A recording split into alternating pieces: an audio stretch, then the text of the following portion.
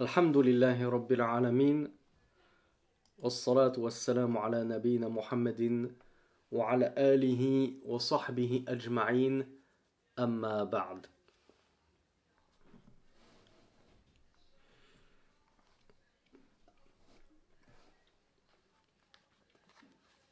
Alors, on a dit que on devait voir aujourd'hui, on devait terminer un petit peu sur le sujet du riba, sujet de la médisance. Comment quitter une assemblée dans laquelle se déroule de la médisance?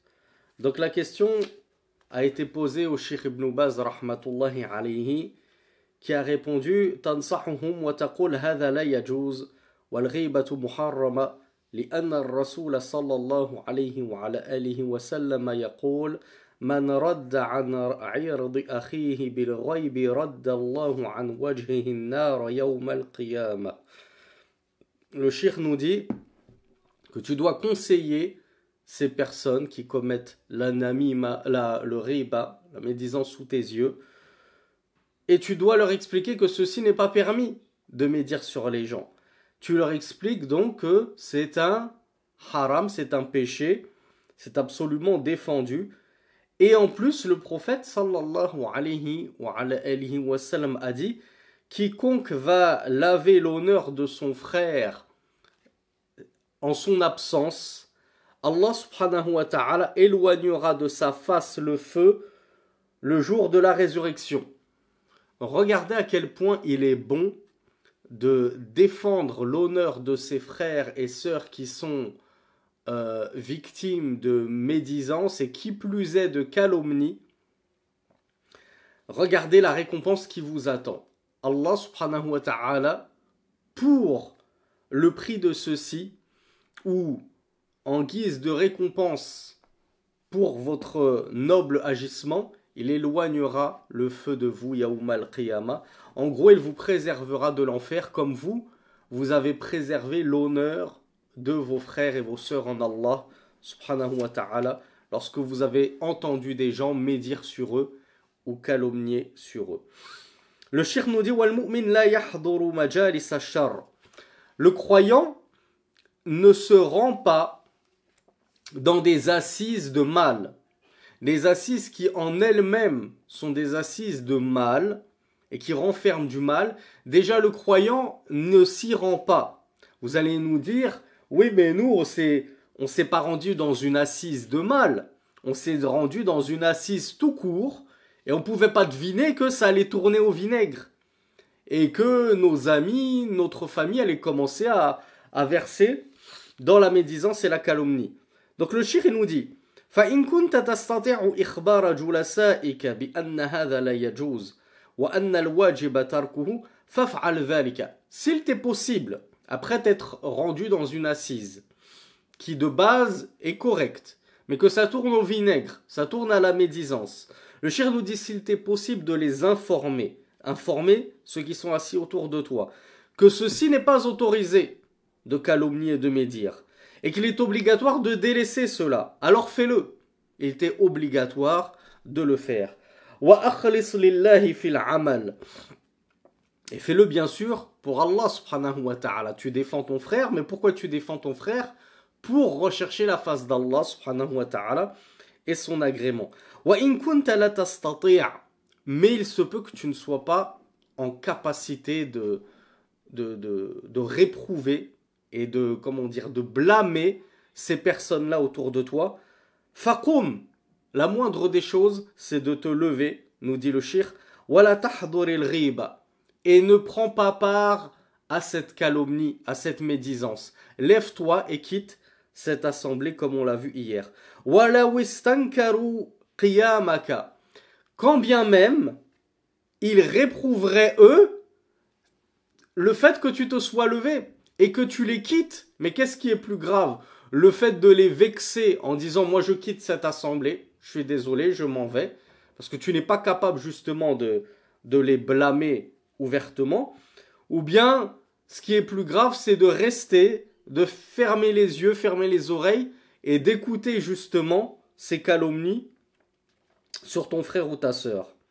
D'ailleurs j'en profite, petite parenthèse, ton frère ou ta sœur, j'ai fait ma petite recherche Parce que je me demandais, Cheikh Ibn Baz, il parle toujours du musulman, ne serait-il pas d'avis que justement la médisance envers le mécréant n'est pas une médisance? Alors Cheikh Ibn Baz nous dit, enfin son avis, c'est que médire sur un mécréant dans ce qu'il affiche de mécréance et de perversité, de la même façon que de médire sur un pervers qui affiche sa perversion, qui se souvient comment on l'appelle, ce pervers qui affiche outrancièrement sa perversion. Alors, pervers, c'est le fasiq. Mais comment on appelle justement le fait qu'en plus il affiche? Alors, il n'y a que Al-Tahir qui l'a retenu. Alors, Abou Layyan nous le dit en français. Moi, je pensais que certains auraient retenu en arabe. Al-Mujahir. On l'a vu la semaine dernière. Al-Mujahir walladhi yujahiru bidhambihi. C'est celui qui va exhiber au grand jour ses péchés.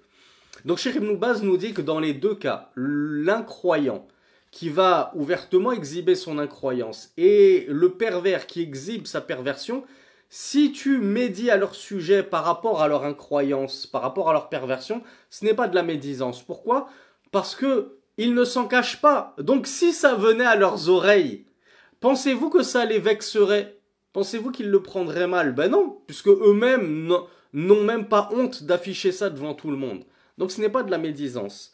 Mais on a d'autres savants, comme Cheikh Ibn Uthaymin, si je me souviens bien, qui avait dit que même les non-musulmans, il convient de ne pas médire sur eux, sauf si vraiment il y a un intérêt en cela. Donc le Cheikh nous dit, quand bien même il réprouverait que tu te lèves et que tu les quittes, eh bien quitte-les si tu n'es pas en position de force pour blâmer leur acte et essayer de les réformer en cela.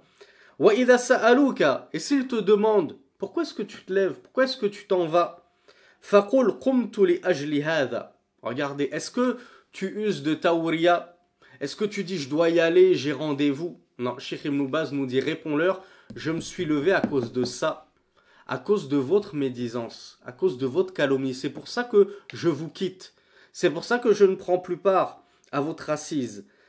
En effet, Allah subhanahu wa ta'ala nous dit وَإِذَا رَأَيْتَ الَّذِينَ يَخُوضُونَ فِي آيَاتِنَا فَأَعْرِضْ عَنْهُمْ حَتَّى يَخُوضُوا فِي حَدِيثٍ غَيْرِهِ وَإِمَّا يُنْسِيَنَّكَ الشَّيْطَانُ فَلَا تَقْعُدْ بَعْدَ الذِّكْرَى مَعَ الْقَوْمِ الظَّالِمِينَ. Dans le verset 68 de la sourate Al-An'am, les bestiaux, Allah nous dit et lorsque tu vois ceux qui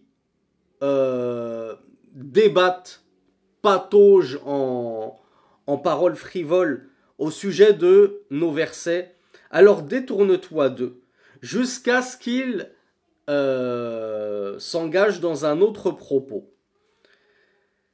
Et si le diable te fait oublier cela, c'est-à-dire il te fait oublier de te lever, de quitter les gens lorsqu'ils commencent à prendre en raillerie les signes d'Allah et ses versets, si le diable te fait oublier cela, alors, après t'en être souvenu, après t'être rappelé de l'interdiction de cela, alors ne t'assois pas avec le peuple injuste.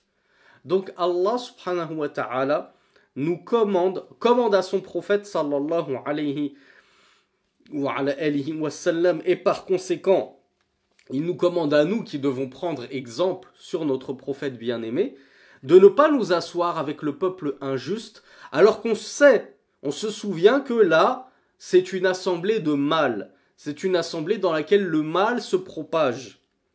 Donc soit je reste et je corrige et je réforme et je rectifie et je blâme. Souvenez-vous du cours d'hier, avec douceur, si possible avec adilla, avec des preuves. Soit, si j'en suis incapable parce que j'ai pas les preuves dans ma tête, je connais pas beaucoup de Coran, je connais pas beaucoup de hadith, ou parce que je suis trop faible pour pouvoir blâmer ces personnes qui sont bien au-dessus de moi en rang, eh bien, la moindre des choses, c'est que tu ne t'assois pas avec eux, tu te lèves et tu t'en vas. Alors moi, ça me fait penser à une chose. Le Cheikh Ibn Baz nous avait dit, dès le début, Al-Mu'min la yahduru majalis ash-shar. Le croyant n'assiste pas aux assises de mal. Et Allah subhanahu wa ta'ala nous demande de ne pas nous asseoir avec le peuple injuste.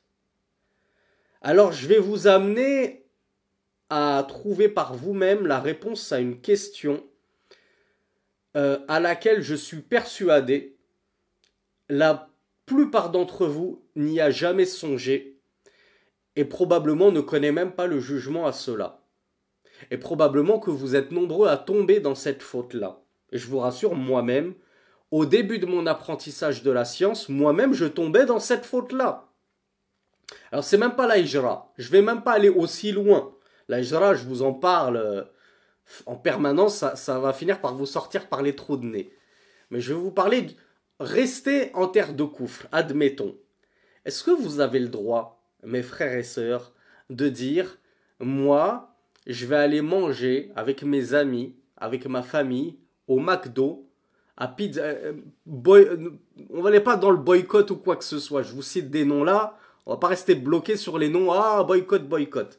Vous mangez au McDo et vous dites, ouais, mais moi, de toute façon, on prend que des fiches. Est-ce que tu as le droit d'aller à Pizza Hut et vous mangez comme ça sur place et vous dites, ouais, mais de toute façon, nous, on prend que la pizza 4 fromages, la pizza au thon et la margarita. Est-ce que c'est autorisé?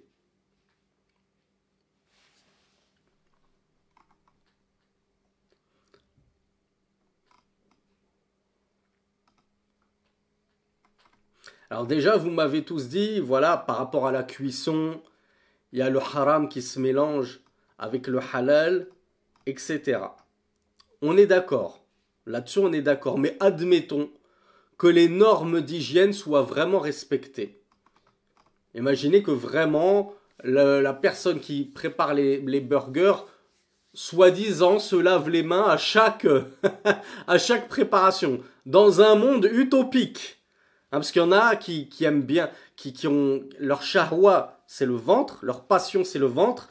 Ils essayent à chaque fois de nous tomber dessus. Vous vous souvenez les fameux extraits vidéo qu'on a donnés à ce sujet à chaque fois qu'ils sont publiés sur le fait que la nourriture n'est pas halal et qu'on n'a pas le droit d'y manger. Ils sont là, ah non, mais ils se lavent les mains, c'est faux, j'ai travaillé au McDo, le fish il est pas cuit dans la même huile que le chicken.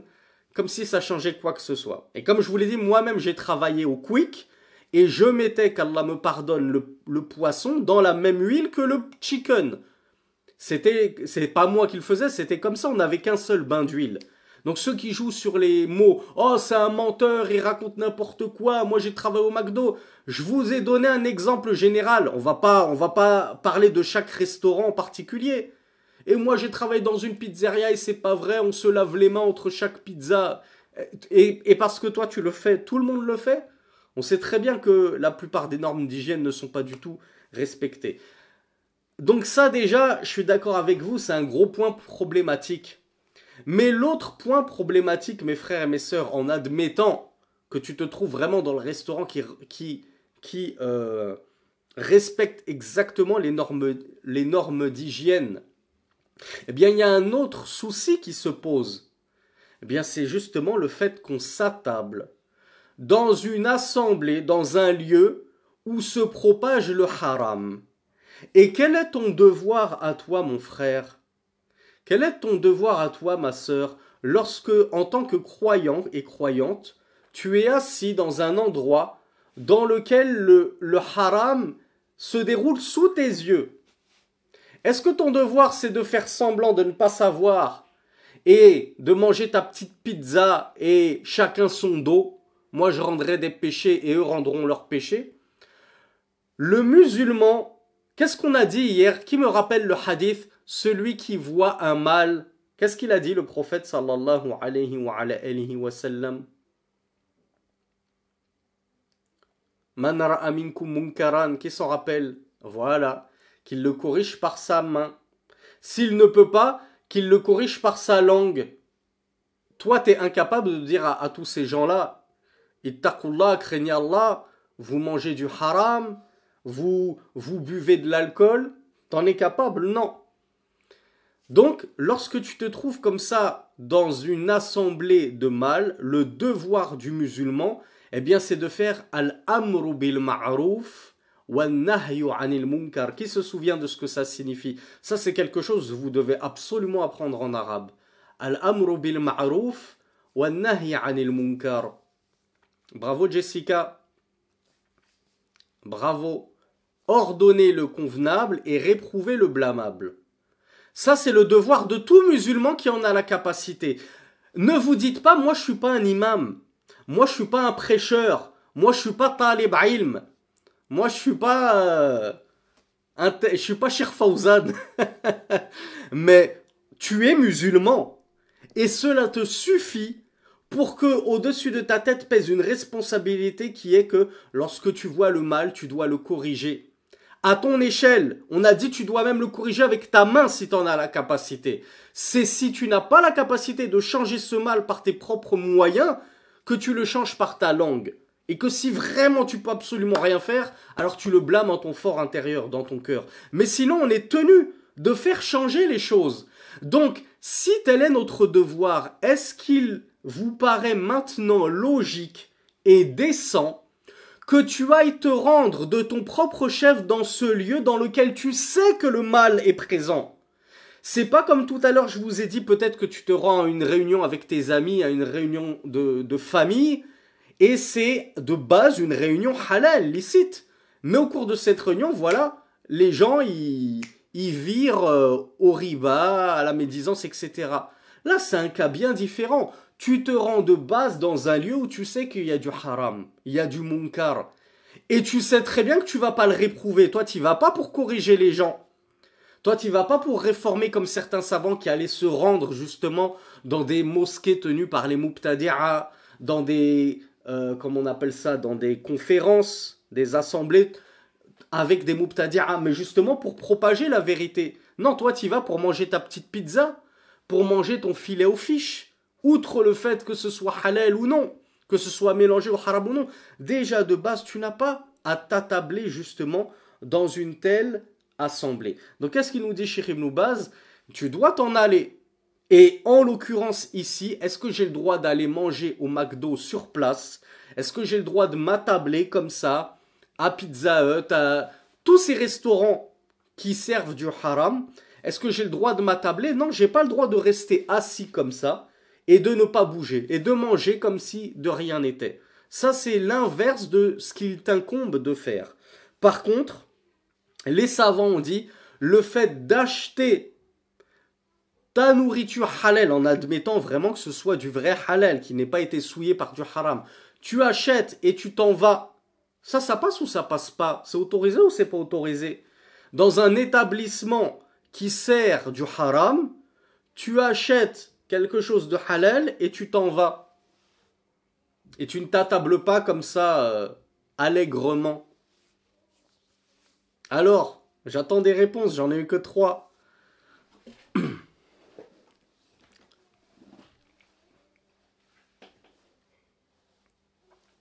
Alors, Bintenka nous dit c'est interdit sauf si vraiment j'ai pas le choix. J'avais vu Mohamed Woura. Alors, connaissant Mohamed Woura et son niveau, je pense pas qu'il ait dit une chose aussi énorme. Parce que sinon, ça veut dire que on peut plus faire ses courses à Carrefour, on peut plus faire ses courses nulle part alors. Parce que je vais te dire, ma sœur, bah t'as le choix de pas aller à Carrefour. T'as le choix de tout acheter chez l'épicier à côté de chez toi. Tu vas pas me dire Carrefour c'est une daroura. Pourtant tout le monde fait ses courses à Carrefour, au Champ Leclerc. Eh bien si on n'avait pas le droit justement d'entrer dans une telle boutique pour y acheter uniquement du halal, bah dans ce cas-là, ce serait très difficile de faire nos courses. Même Amazon, je peux plus rien acheter chez Amazon, puisque je rentre pas dans cette boutique halal physiquement, mais j'y rentre virtuellement. Or Amazon, il vend aussi beaucoup de haram.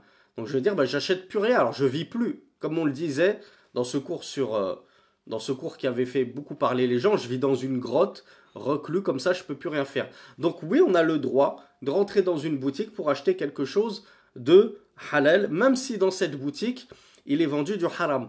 Bien sûr, effectivement, si je peux faire autrement, c'est meilleur.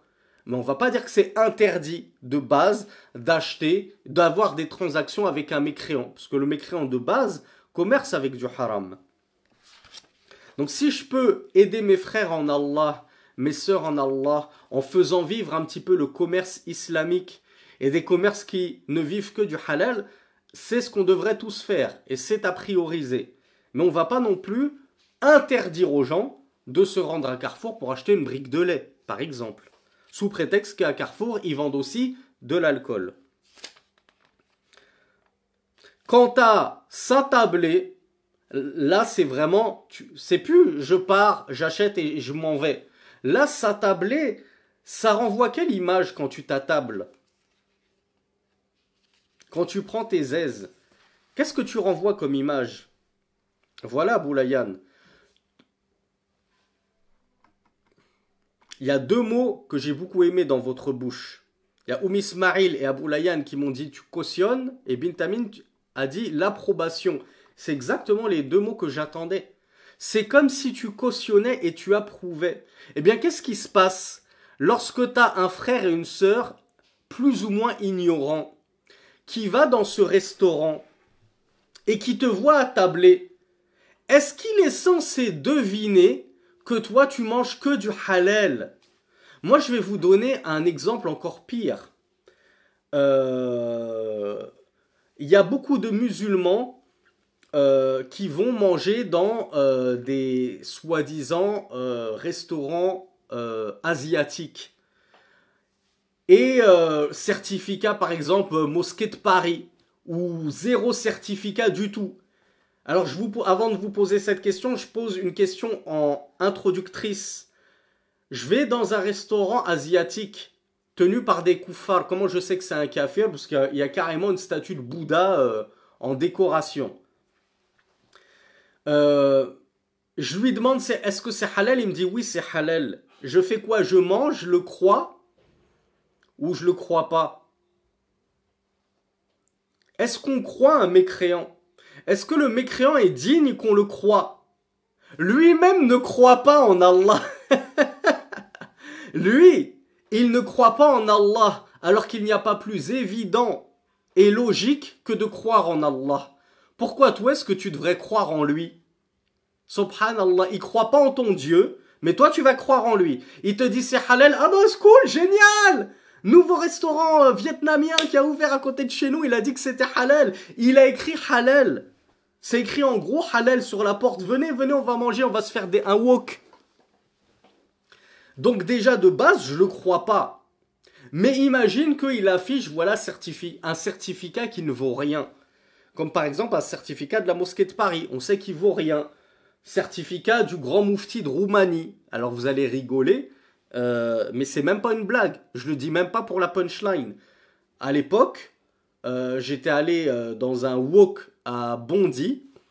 Et j'avais regardé le certificat, il y avait écrit certifié halal par le grand moufti de Roumanie. Mais vraiment, c'est pas un mensonge, c'est même pas. J'aurais aimé que ce soit une blague et une boutade, mais c'est vrai. C'est vrai. Donc quand tu vois des certificats comme ça, à 3 sous, est-ce que tu as le droit de faire semblant et de t'attabler comme ça? Ben lorsque tu vas t'attabler, qu'est-ce qu'ils vont se dire les gens qui vont te voir? Surtout lorsque toi tu dégages vraiment une apparence islamique.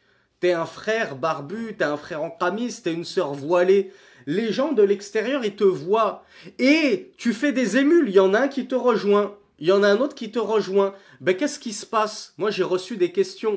Il y a un frère qui me dit, est-ce que j'ai le droit d'aller manger dans un restaurant, sachant qu'il y a des dizaines de frères et sœurs qui mangent dedans? Est-ce que le nombre est une indication de la licéité du restaurant? Ben non. Mais malheureusement, à cause de toi, puis de toi, puis de toi, puis de toi, puis de toi, les gens se disent tel restaurant il est halal. Quelle est la preuve? Je vois plein de frères et de sœurs manger dans ce restaurant. Et si c'était pas halal, ils y mangeraient. Il y aurait jamais de musulmans qui mangeraient là-bas. Regarde à quel point par ton assise dans ce restaurant, tu as fait tomber plein de personnes musulmanes avec toi dans l'erreur. Donc, ton assise restée comme ça, dans un lieu de... Et ça vaut pour les restaurants, mais ça vaut pour plein d'autres lieux. Une fête foraine. Le gars, il te voit comme ça dans une fête foraine, qu'est-ce qu'il se dit? Ah ben, je vois des frères et des sœurs dans une fête foraine où il y a de la musique, où il y a de la distraction, il y a des jeux de hasard, etc. Des jeux d'argent. Qu'est-ce qu'ils se disent? Ben, c'est halal. Donc, par ton comportement, malheureusement par ton mauvais comportement et par tes erreurs, les gens ils pensent que le haram est halal. Donc voilà pourquoi c'est interdit, mes frères et mes sœurs, de demeurer comme ça sciemment dans des lieux d'interdit, dans des lieux de mal, dans des lieux de péché. Premièrement, parce que ton devoir c'est de blâmer cela, et non pas d'y prendre part et d'aller te délecter dans ces lieux de blâmables. Et deuxièmement, parce qu'ensuite, peut-être et certainement même que tu vas faire des émules. Les gens vont te prendre pour exemple et vont se dire j'ai vu le frère untel qui est toujours à la mosquée, Allahumma barik, dans ce lieu-là, ben ça veut dire que c'est halal. Et qu'Allah nous pardonne tous. Je ne suis pas en train de dire que je suis meilleur que vous à ce sujet-là, mais c'est justement pourquoi je vous disais, je suis sûr qu'un grand nombre d'entre vous n'étaient même pas au courant de l'interdiction que même si tu consommes uniquement halal, t'as pas à rester attablé ou assis, prendre part comme ça, dans un lieu où le haram est omniprésent. Et ça, très peu de prédicateurs et très peu de personnes vous le diront. Donc j'ai conscience que vous ne pouviez pas le deviner. Maintenant, j'avoue, je vous ai mis dans une sacrée galère, parce que maintenant que vous le savez, vous êtes responsable de vos actes devant Allah. Et vous ne pourrez plus dire, ah ben je savais pas. Je savais pas que j'avais pas le droit d'aller à Quick, ou à Burger King, ou à Pizza Hut, ou ce que vous voulez, et manger uniquement halal.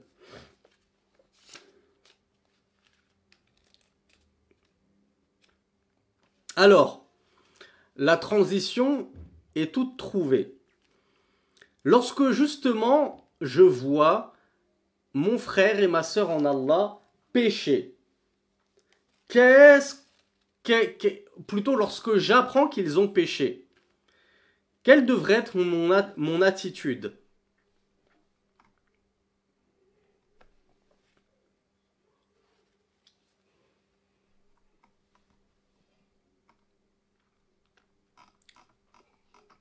Alors voilà, la bonne attitude, c'est si possible de le conseiller, de lui faire le rappel. Le problème, c'est qu'il y a une personne qui a questionné Ibn Baz, et il a dit, il y a plusieurs personnes qui viennent me voir. Alors je sais pas, il n'a pas dit quelle était sa profession pour que autant de personnes viennent le voir. Et ces personnes, elles se confient un petit peu à lui. Il dit, il y en a qui me disent qu'ils ont bu des boissons enivrantes. Il y en a qui me disent qu'ils ont pris de la drogue. Il y en a qui me disent que suite à cela, justement à la boisson alcoolisée, à la drogue, elles sont carrément tombées dans des crimes tels que la fornication, tels que l'homosexualité. Pour rappel, c'est autorisé l'homosexualité en islam. Parce que vous le savez, vous qui êtes principalement en France, on est tellement en train de vous matraquer avec le LGBTisme que si vous le savez, croyez-moi que dans 2 générations ou 3, plus personne ne le saura. Vos enfants sont en danger, comme nous l'expliquait Cheikh Raslan dans une récente prise de parole, et vos petits-enfants seront encore plus en danger, s'ils ne finissent pas eux-mêmes par goûter à ce crime qu'est l'homosexualité. Tellement on les aura formatés dès le plus jeune âge. Vous, qui avez peut-être 20 ans, 30 ans, 40 ans, vous n'avez pas réellement grandi avec ça. Mais ceux qui grandissent maintenant, ou qui grandissent depuis 5 ans à peu près, avec ce matraquage permanent sur le fait que c'est normal d'être homosexuel, c'est normal de pouvoir choisir son orientation sexuelle, que d'ailleurs ce n'est pas... ils vont vous dire ce n'est pas une maladie, c'est pas un choix, c'est inné. Ils vont vous dire j'ai pas choisi d'être homosexuel, je suis né comme ça, mais c'est absolument faux. Tout le monde, comme l'a dit Rasulullah sallallahu alayhi wa sallam, naît sur la saine nature. Puis ce sont ses parents qui le christianisent ou le judaïsent, etc. Mais de base, on est carrément sur la saine nature de l'islam. Alors que dire de la saine nature de l'hétérosexualité? Donc ne nous la faites pas à l'envers en prétendant je suis né comme ça. Non, non, t'es pas né comme ça. C'est toi qui es un gros pervers ou une grosse perverse et qui a entretenu cette perversion. Parce que moi, si je vole, je vais pas dire ah mais c'est pas de ma faute, je suis né comme ça. Je suis né avec cette tendance à aimer voler. Comment on appelle ça là soi-disant la kleptomane, c'est ça la kleptomanie. On va dire que la kleptomanie, c'est soi-disant un attribut inné avec lequel on est. Ah, je suis né kleptomane, ne m'en voulez pas si je vole tout le monde. Non, non, non. Ça, les gens essayent de se dédouaner pour qu'on excuse leur débauche et leur turpitude. Donc si vous n'êtes pas touché, sachez que vos enfants vont être touchés de plein fouet, et vos petits-enfants. Et si vous n'avez pas fait la hijra, ce sera vous qui prendrez qui endosserez une part de la responsabilité de la déviance de vos enfants. Parce que volontairement et sciemment, vous les aurez fait vivre dans une terre où la turpitude, c'est pas qu'elle était permise, elle était plébiscitée, elle était recommandée, elle était enjointe, encouragée. Donc je fais bien sûr que l'homosexualité est un crime en islam, c'est absolument interdit. D'ailleurs Allah subhanahu wa ta'ala a éradiqué tout un peuple, si ce n'est l'autre et sa famille en dehors de sa femme, qu'il a épargné tout un peuple à qui il a jeté des pierres et qu'il les a anéantis du premier jusqu'au dernier. À cause de quoi? À cause de leur homosexualité. Donc cette personne dit que des gens qui, à cause de regardez la gravité de l'alcool et la gravité de la drogue, à cause de cela, ce frère nous dit que ces gens-là ont fini par tomber dans certains crimes tels que la fornication, tels que l'homosexualité. Puis cette personne a demandé à Cheikh Ibn Baz, rahmatullahi alayhi, est-ce que je dois les dénoncer? Il vit en terre d'islam, bien entendu. Est-ce que je dois les dénoncer afin que la sentence leur soit appliquée? À votre avis? Et toi, qu'est-ce que tu aurais fait à sa place? Est-ce que tu dénonces?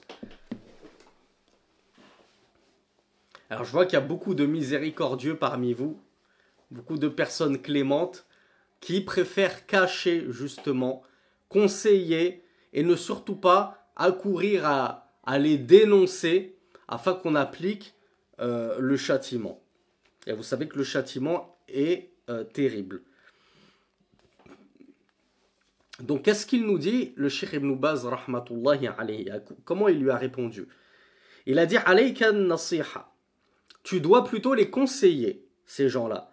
Tansahu lahum wa tahuthuhum ala tawba. Tu les conseilles et tu les enjoins vivement à se repentir de cela. Wa tasturu alayhim wa la tarfa amrahum. Et tu caches justement leurs péchés, leurs méfaits, et tu ne vas pas ébruiter leurs méfaits. Wa la tafdahum. Ne divulgue pas ce qu'ils ont fait. Mais plutôt aide-les à se réformer et à retourner à l'obéissance d'Allah et de son messager. Informe-les qu'Allah subhanahu wa ta'ala accepte le repentir de celui qui se repent sincèrement. Et mets-les en garde contre le fait de retourner à ces grands péchés. Et ceci en vertu de la parole d'Allah subhanahu wa ta'ala. وَالْمُؤْمِنُونَ وَالْمُؤْمِنَاتُ بَعْضُهُمْ أَوْلِيَاءُ بَعْضٍ يَأْمُرُونَ بِالْمَعْرُوفِ وَيَنْهَوْنَ عَنِ الْمُنكَرِ. Allah subhanahu wa ta'ala, dans la sourate At-Tawbah, le repentir, verset numéro 71, nous dit: les croyants et les croyantes sont les uns les autres des alliés. Ils sont alliés les uns les autres. On a vu hier ce que c'est que l'alliance, justement. Ils ordonnent le convenable et ils interdisent le blâmable. C'est-à-dire, ils s'ordonnent mutuellement le convenable, comme on l'a vu hier, notamment dans la fin de la sourate Al-Asr, wa tawasaw bil haqq, et ils s'interdisent mutuellement le blâmable. Petite parenthèse, si on ne fait pas cela, qu'on cesse de s'ordonner mutuellement le convenable et qu'on cesse par lâcheté et par, comment on appelle ça déjà, par complaisance de s'interdire mutuellement le réprouvable, Et le blâmable, qu'est-ce qui va se passer? Alors, bravo Amina et Bintamin, qui m'ont apporté la réponse que j'attendais. Oui, Jonathan, effectivement. Bravo Altaïr. Ah oui, Smile et Darmouche nous disent que ça va amener à la corruption de la société. Et ce que j'attendais, c'est qu'on va finir par ressembler trait pour trait aux Juifs. Les enfants d'Israël, c'est exactement pour ça qu'ils ont été maudits de la bouche de leur propre prophète. Et c'est pour ça qu'Allah les a maudits et qu'il leur a réservé un châtiment ignominieux. Parce qu'ils voyaient le blâmable se dérouler sous leurs yeux et ils ne disaient rien et ils ne bougeaient pas. Donc ils ne s'enjoignaient pas mutuellement le bien et ils ne réprouvaient pas le mal réciproquement.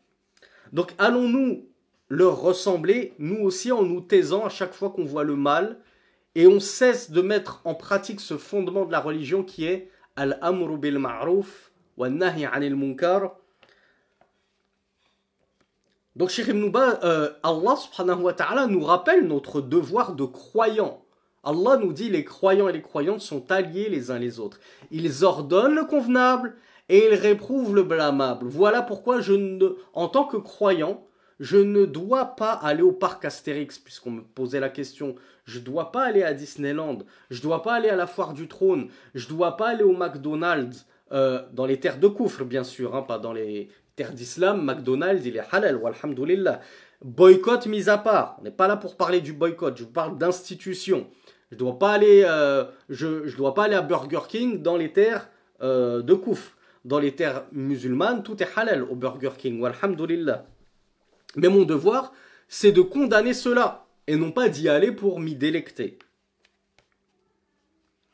Allah, subhanahu wa ta'ala, nous dit « Wal asr, innal insana lafi khusr, illa alladhina amanu, wa amilu salihat, wa tawasaw bil haqq, wa tawasaw bis sabr » Donc dans la sourate Al-Asr, le temps, Allah nous dit par le temps, c'est-à-dire je jure par le temps, et certes Allah, lui a le droit de jurer par ses créatures. C'est son droit exclusif. Nous n'avons le droit de jurer que par lui, ou par ses attributs.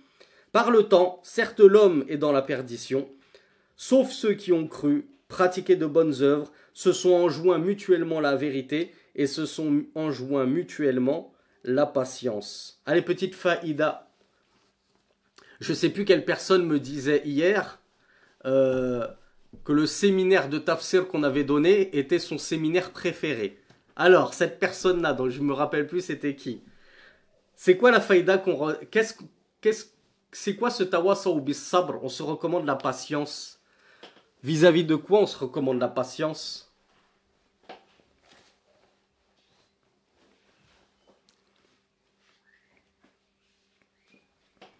Mais la fin du verset, elle est totalement liée à ce qui précède. À ce qui précède ce tawasaw bis sabr. On se recommande la patience dans l'obéissance à Allah subhanahu wa ta'ala. Le fait d'œuvrer en bien, de faire des bonnes œuvres. Patientons. Oui, c'est vrai que la prière, c'est pas évident. Le soir, le matin, 5 fois par jour, en plein été, c'est pas évident, mais patientons et à nous le paradis. On s'enjoint la patience dans le délaissement des interdits. Oui, je sais, on vit en terre de Koufr. Le munkar est présent partout autour de nous. Les filles de peu de vertu nous tentent jour après jour, mais patientons dans le fait de baisser le regard et de nous éloigner de tout ce qui pourrait nous faire tomber dans la fornication, etc.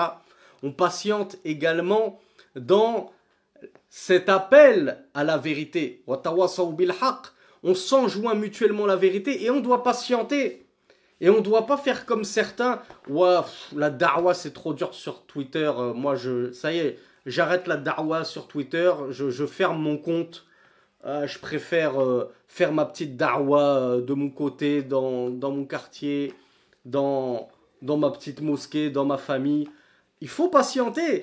Faut patienter, même dans la da'wa, même dans cet appel. C'est pas parce que t'es pas suivi que les gens... T'as que 100 abonnés, 1000 abonnés, etc. que les gens n'écoutent pas ce que tu veux dire, que tu dois baisser les bras, tu dois patienter. Pourquoi? Parce que tu appelles à toi ou tu appelles à Allah. Bon alors si tu fermes ton compte Twitter, pourquoi? Est-ce que tu appelais à toi justement ou tu appelais à Allah? Donc si tu appelais à Allah, continue d'appeler à Allah. Que tu aies 10 abonnés ou que tu en aies 10 000, tu le fais pour Allah subhanahu wa ta'ala. Et qu'est-ce que t'en sais? Qu'est-ce que t'en sais? Il se peut que qu'Allah subhanahu wa ta'ala guide par ta cause un homme d'entre tes 10 abonnés te soit bien plus bénéfique que le fait que tel égareur, il ait 2 millions d'abonnés qui n'ont toujours pas cheminé vers la guidée. Parce que ce prédicateur ne les a jamais guidés sur la guidée, puisque lui-même a besoin de guider. Lui-même est dans l'égarement. Donc ne baisse pas les bras, patiente et accroche-toi dans ad-da'wa, dans l'appel à Allah subhanahu wa ta'ala et à l'enjoignement à la vérité. Et enfin, on se recommande mutuellement la patience dans l'endurance des décrets d'Allah subhanahu wa ta'ala, les épreuves qui nous touchent, le destin, qu'il soit bon ou mauvais, on patiente pour la face d'Allah subhanahu wa ta'ala. Et le prophète sallallahu alayhi wa sallam nous disait ad-dinu nasiha. Voilà pourquoi lorsque j'apprends qu'un frère a péché ou qu'il vient me dire voilà, j'ai fait tel péché, le premier réflexe c'est pas d'aller le dénoncer aux autorités, c'est plutôt de le conseiller. C'est ça la religion, je le conseille comme a dit Cheikh Ibn Baz, je l'invite au repentir, je lui fais savoir que ce qu'il a fait est très grave et il se peut que par ta cause il se réforme et il délaisse ce péché. Et alors là tu auras tout gagné si tu as guidé une personne. Si Allah a guidé par ta cause une personne. Le prophète sallallahu alayhi wa sallam a dit également Man satara musliman satarahu Allahu fi dunya wal akhirah. Et ça c'est une partie d'un hadith qu'on étudiera inshallah dans les Arba'in an-Nawawiyah.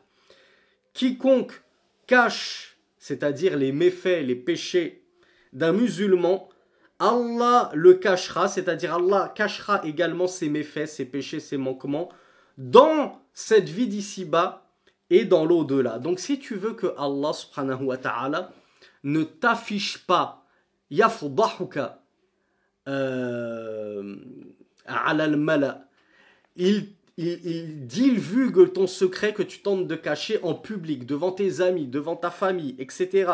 Et pire encore dans l'au-delà, où devant tout le monde, il dira « tu as fait ceci, tu as fait cela, etc. » Si tu as envie que cela n'arrive pas, alors toi, agis de la sorte, cache les péchés de ton frère. Ne prends pas du plaisir, et ça me fait penser à une chose que malheureusement certains enfants font.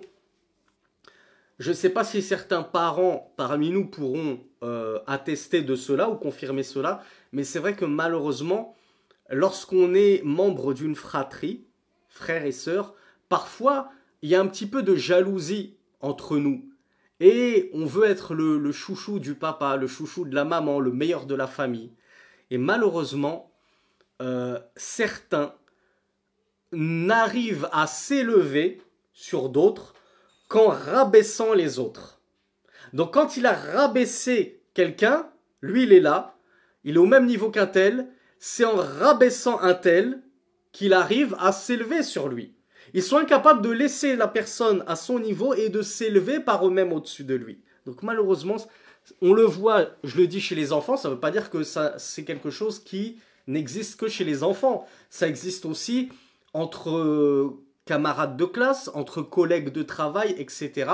Je vais aller balancer mon frère, je vais balancer ma sœur, je vais balancer mon camarade, je vais balancer mon collègue, etc. En disant, vous savez pas, il a volé, il a triché, il a menti, il a fait ceci, il a fait cela. Cache ses péchés. Cache ses péchés et ne prends pas le pire, c'est de prendre du plaisir à balancer ton frère fillah. Carrément ton frère germain. Donc, sachez-le mes frères et mes sœurs et éduquez vos enfants là-dessus. Apprenez à vous cacher les uns les autres et à ne pas vous dénoncer si vous souhaitez qu'Allah subhanahu wa ta'ala ne divulgue pas vos péchés et vos fautes sur terre comme dans l'au-delà. Et ce hadith, il est unanimement... non, il n'y a pas une... Il n'est pas unanimement authentique, il est rapporté uniquement dans Muslim, numéro 2699.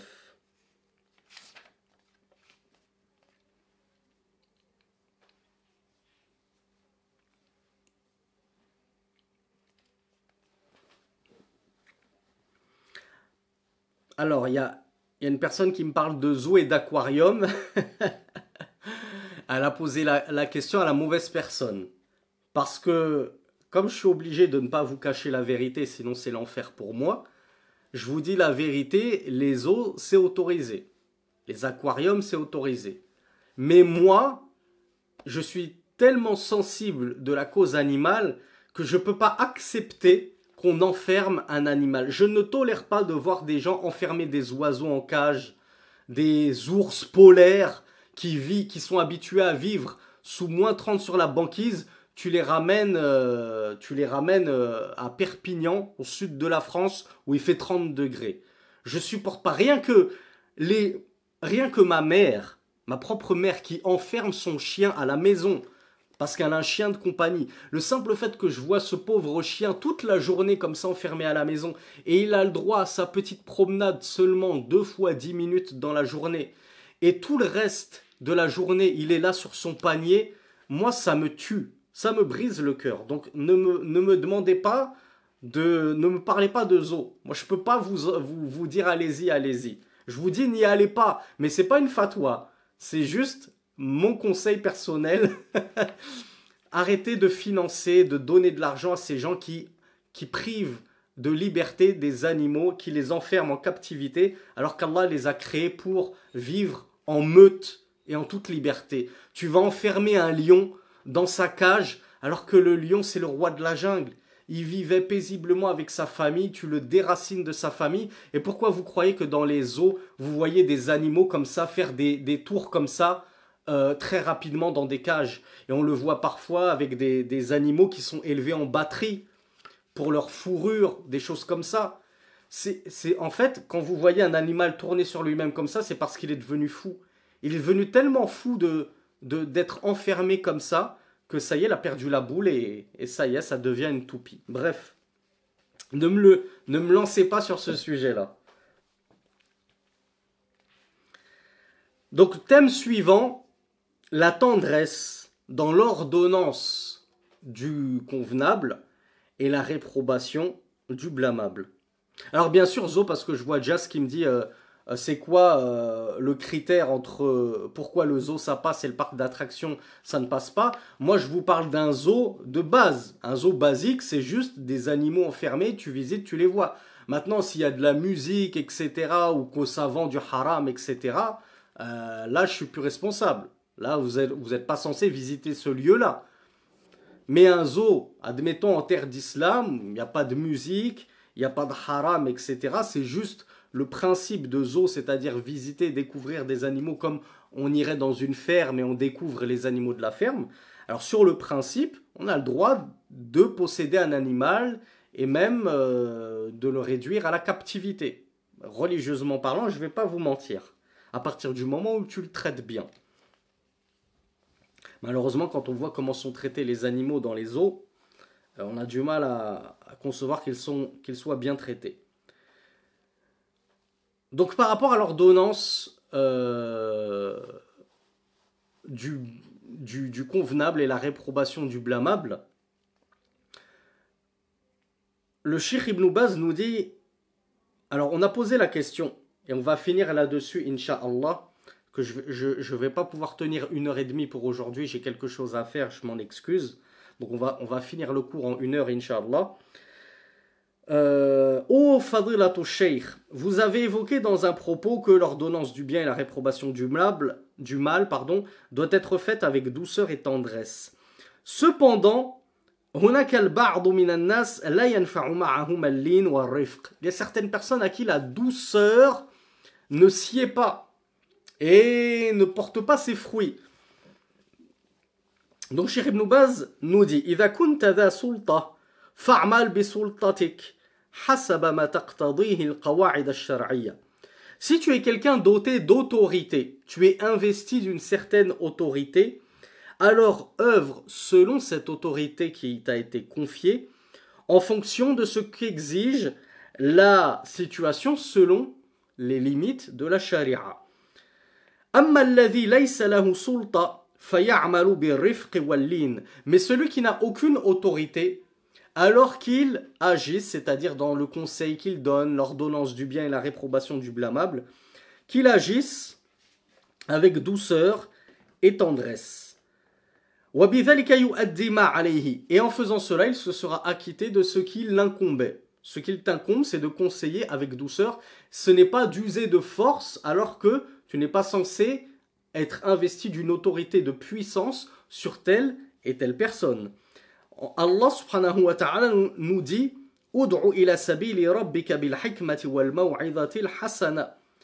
Dans le verset 125 de la sourate An-Nahl, les abeilles, Allah dit à son prophète sallallahu alayhi wa sallam, invite au chemin de ton Seigneur avec sagesse et bonne exhortation. Vous imaginez si Allah subhanahu wa ta'ala a demandé à son prophète de faire da'wa avec sagesse, bonne exhortation, donc avec douceur et tendresse, que dire de nous?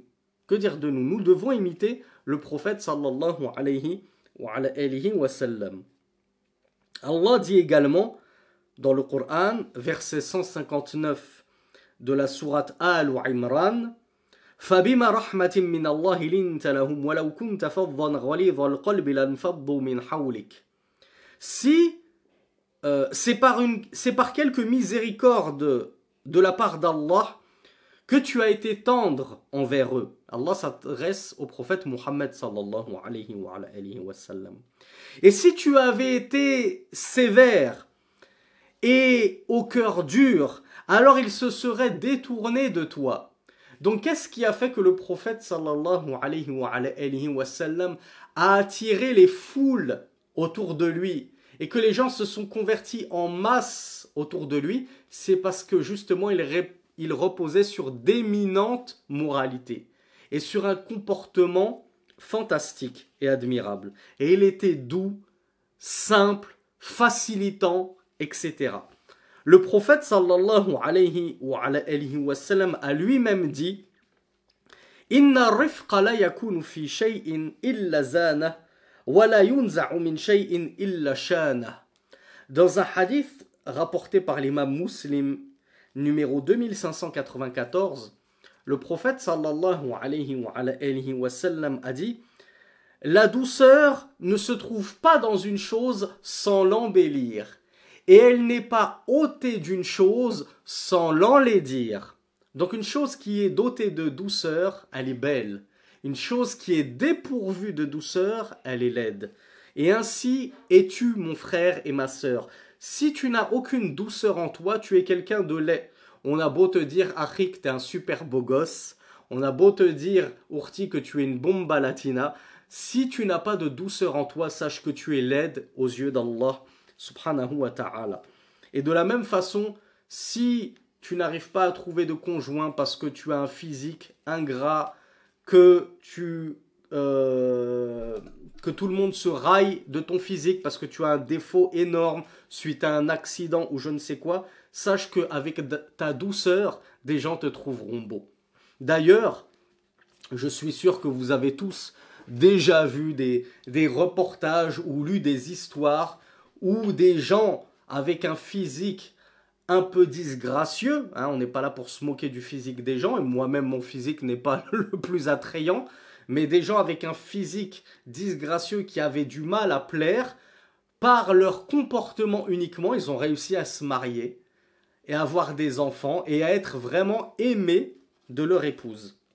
D'ailleurs, mes frères, sachez-le et rassurez-vous, les sœurs ont ceci de spécifique par rapport à nous, ou en tout cas elles se distinguent davantage de nous que cela, qu'elles voient davantage la beauté intérieure que la beauté extérieure, plutôt que nous. Et elles sont capables d'aimer un homme qui, physiquement, de base, ne leur plaisait pas. Hein. Vous faites la muqabala, vous faites une rencontre shar'i, et la sœur, elle n'a pas forcément le coup de foudre, et honnêtement, elle se dit, il n'est pas forcément à mon goût, mais le comportement de cet homme, sa religiosité, là, elle en tombe amoureux.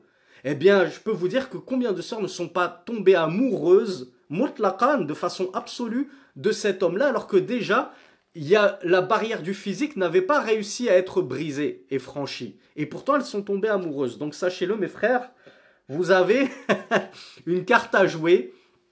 Au cas où vous auriez quelques kilos en trop, misez tout sur les bons comportements. Et vous pourrez, Inch'Allah, trouver votre Cendrillon. Nous, malheureusement, les hommes, c'est vrai que on a un problème, c'est qu'on focalise trop sur le physique. Et encore une fois, vous avez dû en entendre des histoires comme ça. Des perles précieuses qui ne trouvent pas ballerines à leurs pieds, alors qu'elles ont un comportement, une religiosité irréprochable, mais parce que la sœur, voilà, physiquement, elle a un peu trop de kilos en trop, qu'elle a atteint les 45 ans, donc elle est plus toute fraîche. Et malheureusement, les hommes passent à côté de certaines perles. Pourquoi? Parce qu'on a tendance à trop focaliser sur le physique. Mais comme je vous l'ai dit, tout ça, Inch'Allah, on va vous le réserver, bi'idhnillah, pour un futur séminaire sur le mariage. Donc je n'en dis pas plus. Mais, moi j'ai une question à vous poser. Cheikh Ibn Baz, il nous parle de celui qui a une autorité, entre guillemets, qu'il joue de son autorité et qu'il use de son autorité pour faire appliquer al-amru bil ma'ruf wa nahy anil munkar, ordonner le bien et réprouver le blâmable. Et il nous a dit celui qui est dépourvu d'autorité, alors lui il n'a que la douceur pour conseiller les gens. Il n'a pas à user d'autorité justement, à imposer les choses aux gens. Moi, Sami Chaouch, est-ce que j'ai autorité sur vous?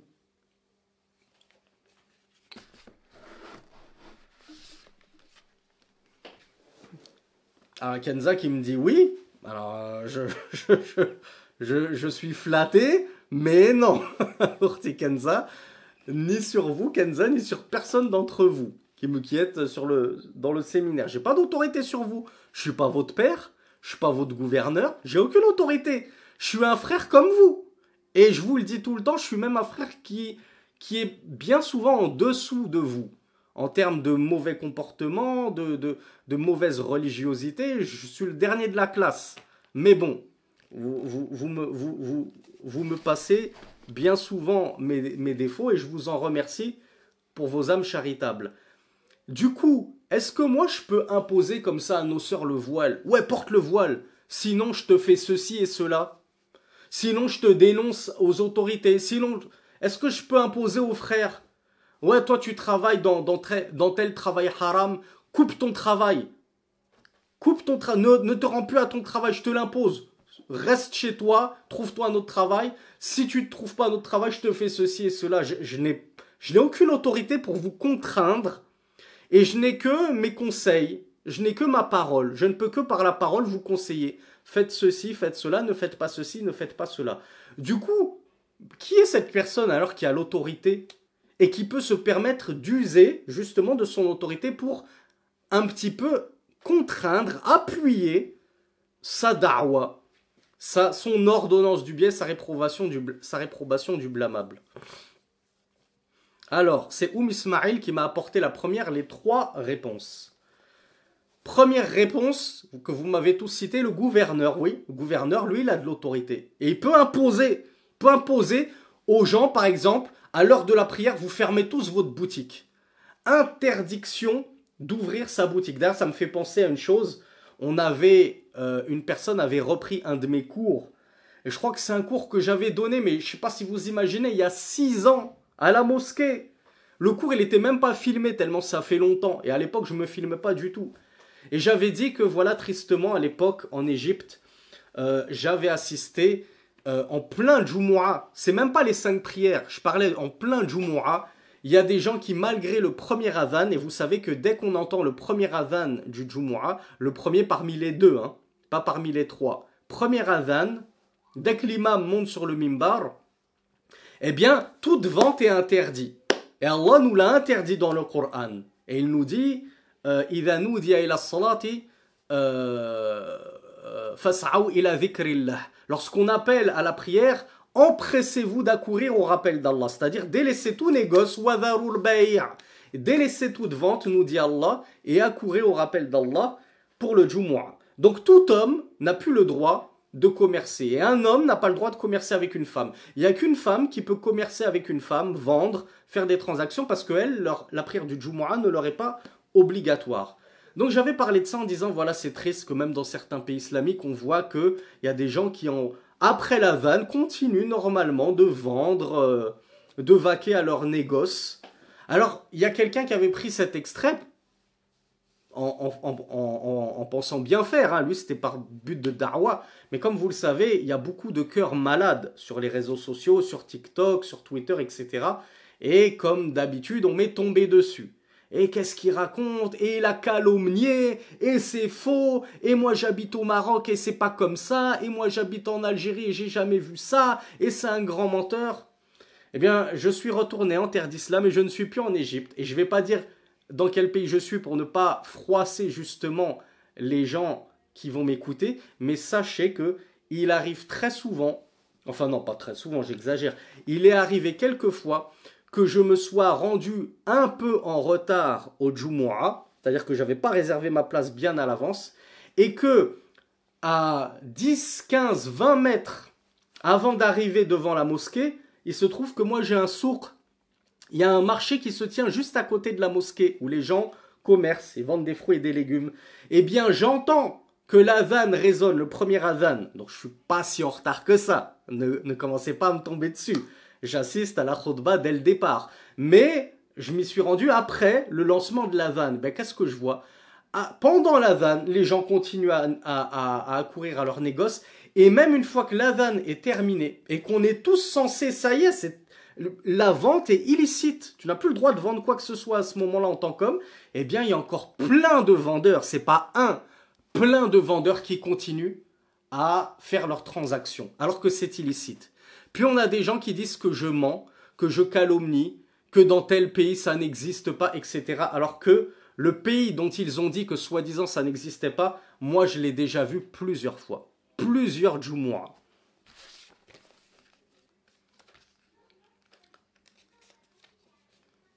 Donc, on en revient à qui détient l'autorité, c'est le gouverneur. Le gouverneur, il détient l'autorité sur ces sujets et il a le droit, justement, de dire après le Jumu'ah, vous êtes obligés de tous fermer boutique. Celui qui laisse sa boutique ouverte, amende. Il aura une punition, une amende, un châtiment. Et il a le droit de le faire pour les 5 prières s'il veut. Comme ça se passe en Arabie Saoudite. Parce que, pourquoi on m'est tombé dessus? Parce que je disais, peut-être que le seul pays au monde dans lequel on ferme tout, on ferme boutique, lorsque la prière retentit, c'est l'Arabie Saoudite. Parce que je l'ai vu de mes propres yeux. En Arabie Saoudite, toutes les boutiques fermaient. Et donc les gens me sont tombés dessus, le wahhabite, toujours l'Arabie Saoudite, c'est pas vrai, moi dans mon pays, tout le monde ferme sa boutique et accourt à la mosquée, même en plein Jumu'ah, les gens ne ferment pas boutique et n'accourent pas à la mosquée. Donc ne me dites pas que c'est comme ça pour les 5 prières, soyons sérieux. Ou alors c'est des gens qui prennent leur cas personnel pour des généralités, parce que dans son quartier, dans la mosquée de son quartier, ça se passe comme ça, il pense que dans tout son pays, c'est comme ça. Bref, donc le premier qui a l'autorité, c'est le gouverneur. Deuxièmement, c'est les parents. Les parents ont autorité sur leurs enfants. Donc lorsque l'enfant, il commet un haram, un enfant qui va être balir par exemple, donc là, voilà, il est responsable de ses actes devant Allah. Eh bien le père, enfin je dis les parents, c'est le père plutôt, le chef de famille, le père, il a autorité sur ses enfants et il a le droit, par exemple, imaginez que sa fille, elle est baalira et elle veut sortir à l'école sans voile, ou elle sort tout court sans voile. Le père a le droit de lui interdire de sortir.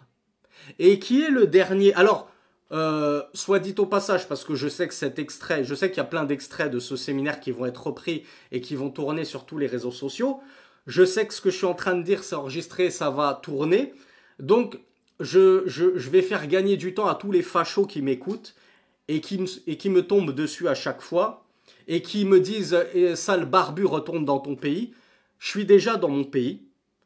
Quand bien même je serai en France, je serai dans mon pays parce que je suis français de souche. Mais je tiens à vous rassurer, ça fait 17 ans que j'ai quitté la France. et je suis dans mon pays islamique, donc je suis chez moi, donc épargnez-vous des tweets inutiles où vous vous couvrez de ridicule. Que fait Gérald Darmanin Qu'est-ce qu'il attend pour expulser cet imam? Je me suis expulsé tout seul, je vous ai pas attendu. Donc, pourquoi je dis ça? Parce que les fachos vont me tomber dessus comme ils sont tombés sur d'autres prédicateurs avant moi. Le mari a autorité sur sa femme. Et si la femme veut sortir sans voile, le mari a le droit d'interdire de sortir à sa femme. Il lui fait le bon conseil avec douceur et tendresse. Mais si la femme refuse et a dit non mais je m'en fiche, je sors quand même, il a le droit de l'enfermer et de ne pas la laisser sortir découverte, nue. Parce que lui va prendre sa part de péché. Parce qu'il a autorité sur son épouse comme il a autorité sur ses enfants. L'homme, chef de famille, d'où le nom chef de famille, c'est le chef. Il a l'autorité comme un chef de tribu a autorité sur sa tribu, comme un chef d'État a autorité sur l'État. Donc les fachos, quand c'est Emmanuel Macron, le chef de leur État, qui leur dit ce qu'ils doivent faire ou ne pas faire, vous êtes obligés de vous couvrir d'un masque sanitaire pour entrer dans une pharmacie, pour entrer dans une boulangerie, même pour manger au restaurant, vous êtes obligés. Là, vous vous faites tout petit. Et on n'entend pas de protestation. Et on n'entend pas de qu'est-ce qu'il attend Emmanuel Macron pour faire ses valises et dégager. Mais quand c'est un imam qui dit que le chef de la famille, il a autorité sur sa famille, ouais, les barbus, qu'ils dégagent, qu'ils retournent dans leur pays. La France est un pays chrétien, le pauvre il a rien compris, il devait dormir en cours d'histoire en primaire, il a toujours pas compris que la France de base ça a jamais été chrétien mais gaulois, et les Gaulois c'était des païens, c'était des idolâtres, Vercingétorix, c'était pas un chrétien. La France est un pays chrétien, sachant que maintenant la France est un pays laïque, c'est pas un pays chrétien, ça fait depuis 1789 que la France n'est plus chrétienne. Bref, on ne sort pas du sujet. On termine très rapidement avec la fatwa du shir. Il nous dit si celui qui ordonne et interdit détient l'autorité comme al-amir, l'émir d'un pays. Donc l'émir, ça peut être le dirigeant suprême, tout comme son suppléant, le délégué. Ou bien le président d'une hay'a. Vous savez, c'est souvent le cas en Arabie Saoudite. On a par exemple des groupuscules d'ordonnance du bien et de réprobation du mal qui se déplacent comme ça dans le pays pour faire un petit peu la police religieuse. Eh bien, si tu es le président d'une telle police religieuse, par exemple, ou un membre, même le membre d'une police religieuse, eh bien, eux peuvent user de leur autorité pour envers les récalcitrants, à qui la douceur, comme le disait la personne dans la question, la douceur ne porte pas ses fruits, eh bien tu as le droit à ce moment-là d'user d'autorité. Tu ne veux pas t'arrêter de boire de l'alcool, de fumer du shit, etc. Eh bien moi je vais user de mon autorité, je vais prendre ta bouteille, je vais te la saisir, je vais prendre ta cigarette, je vais te la saisir, je vais jeter tout ça à la poubelle, je vais même pouvoir te mettre une amende s'il le faut. Sachant qu'on connaît la sentence islamique de la consommation d'alcool. Allah subhanahu wa ta'ala nous dit dans le verset 46 de la sourate l'araignée Al-Ankabut وَلَا تُجَادِلُوا أَهْلَ الْكِتَابِ إِلَّا بِالَّتِي هِيَ أَحْسَنُ إِلَّا الَّذِينَ ظَلَمُوا مِنْهُمْ. Et ne parlez avec les gens du livre que de la plus belle des manières, sauf les injustes d'entre eux. Si Allah subhanahu wa ta'ala nous impose, je vous rappelle que c'est un ordre, Siratul Amr, vous avez compris la règle d'Usul Fiqh. Lorsqu'Allah donne un ordre, lorsqu'il s'exprime à l'impératif, c'est un ordre, c'est une obligation. Allah nous impose donc de ne pas discuter avec les gens du livre, si ce n'est de la meilleure des manières. Sauf les injustes parmi eux, et les insensés, et les récalcitrants, etc. Alors si tel est notre comportement vis-à-vis des gens du livre, que dire de notre comportement et de la douceur avec laquelle on doit s'exprimer entre frères et sœurs fillah, entre musulmans. Donc l'injuste, nous dit Cheikh Ibn Baz, oui, on se comporte avec lui avec dureté, parce qu'il a été injuste. Après, il n'a pas accepté le rappel, il se renfrogne, il chicane, etc. Alors oui, on use de dureté avec lui. Le rebelle, on use de dureté avec lui, il s'entête. C'est ça le mot que je cherchais, merci Altaïr. Et cela en fonction de ce que requiert la situation. Il y a dureté et dureté. Sur une échelle de 1 à 10, en fonction de sa rébellion, tu useras d'une dureté appropriée. Selon les limites de l'islam. On n'outrepasse pas non plus les limites de l'islam.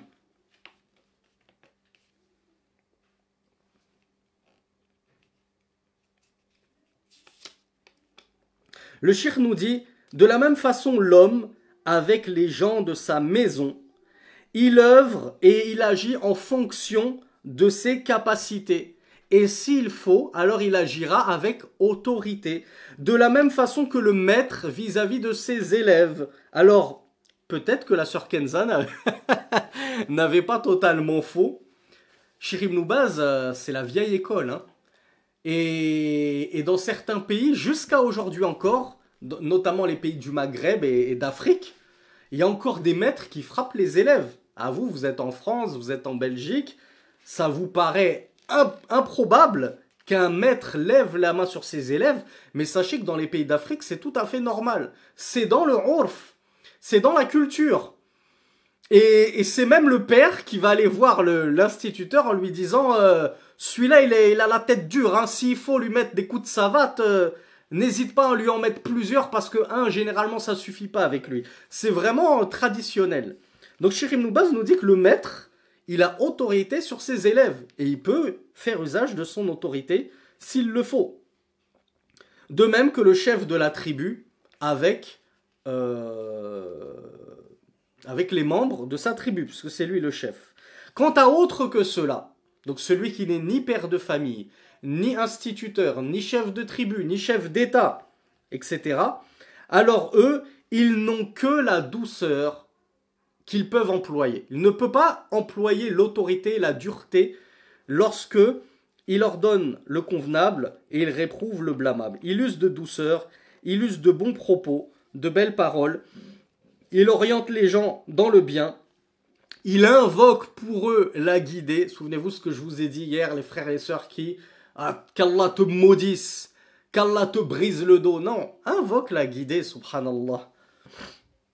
Même pour nos gouverneurs déviants, la sunna, c'est d'invoquer justement la guidée. Parce que si Allah les guide, on a tout gagné. C'est toute la Ummah qui va se réformer. Alors que si vraiment Allah les maudit et leur brise le dos, qu'est-ce qui va devenir de nos pays sans gouverneur, où chacun va vouloir tirer son épingle du jeu, chacun va vouloir prendre le pouvoir et il va se passer des catastrophes comme les printemps arabes. Et si celui qui n'a pas d'autorité, il voit que malgré le bon conseil, la douceur, ça n'a pas porté ses fruits, eh bien Cheikh Ibn Baz nous dit, eh bien, oui, à ce moment-là, il peut éventuellement porter l'affaire aux autorités. Si le mal qu'il a tenté de condamner, comme par exemple la vente de la drogue en bas de son bâtiment, il va adresser le bon conseil aux frères fillah, c'est des frères en Allah, c'est des musulmans malheureusement qui vendent du shit comme ça en bas de son bâtiment, ils veulent pas l'écouter. Peut-être même qu'ils vont le menacer que s'il continue à les conseiller, ils vont lui casser la figure. Bien oui, là tu as le droit de les dénoncer aux autorités pour faire cesser leur mal. هذا والله أعلم وصلى اللهم على نبينا محمد سبحانك اللهم وبحمدك أشهد أن لا إله إلا أنت أستغفرك وأتوب إليك. Je m'excuse, je pars comme un voleur en catimini. Je suis obligé de vous quitter très précipitamment. Je vous donne rendez-vous à demain, Inch'Allah. Barakallahu fikum. Wassalamu alaikum wa rahmatullahi wa barakatuh. Wa akhiru da'wana anil hamdulillahi rabbil alamin.